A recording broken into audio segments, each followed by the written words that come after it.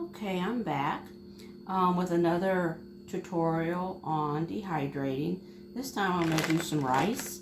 You can use any kind of rice that you have. I have some jasmine rice here. I have some white rice, and I have some sealed in this jar, some brown rice. That's another good way to preserve your brown rice, but because of the oils in it, you can't store it away very long or it'll go rancid. So cooking your brown rice can preserve it even longer once you dehydrate it. What you're doing is you're making your own instant rice. You cook it according to the directions, and then once it's all cooked and flaked apart and everything, then you put it on dehydrating trays and dehydrate it. And then when you need it to add it to meals, it just absorbs the broth or the stew meat or whatever it's cooking in. It will absorb that instead of having to waste water on cooking it at the time when there could be some shortages and stuff, because water can be precious at certain times. So anyway, that's what I'll be doing today. I'll be cooking up some rice, and I'll show you the next step once the rice is cooked in the next video. Thank you. Okay, we're back. The rice got cooked, and I flaked it and let it cool down. You want to flake it up, just like if you were going to prepare it for a meal. And then, next step is you start putting it on your trays. In a thin layer.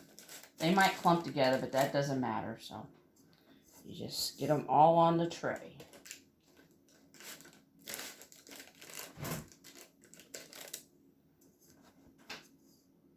I have white rice here, but you can also, cook and dehydrate other rices as well.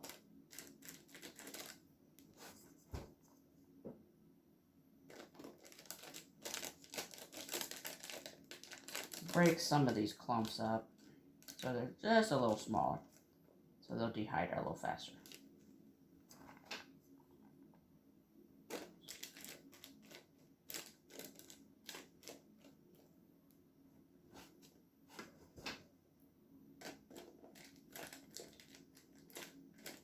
You usually put it on parchment paper because the holes of the dehydrator tray, once they start drying, they get shrink up, of course. And so they tend to fall through the rack. So you put it on parchment paper. And I love my spatula because it doesn't stick to that, but it sticks to my fingers. I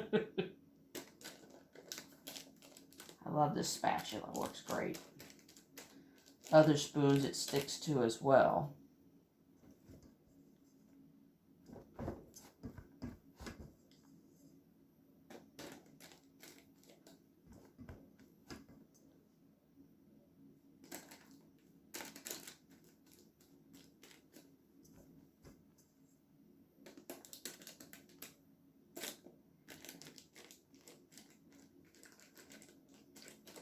Once you get it spread out, then you stick it in your dehydrator.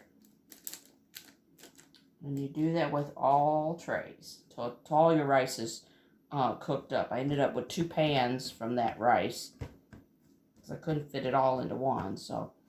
But once it's cooked and dehydrated, then you package it just like you would the potatoes and seal them up and put some oxygen absorbers in with them.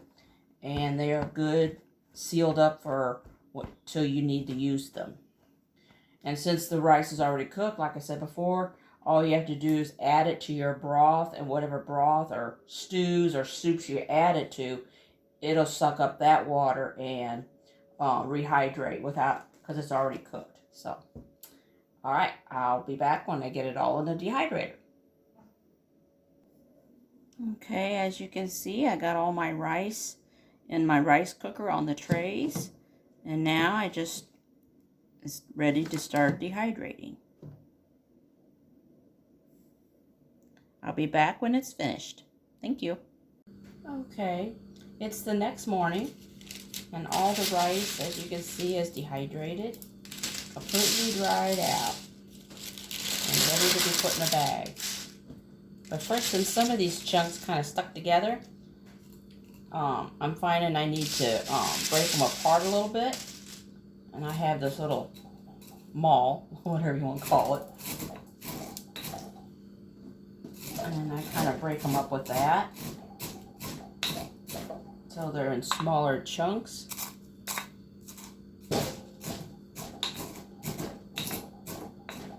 Kind of like instant rice. So they're ready to work with. And I've been putting them in this bag.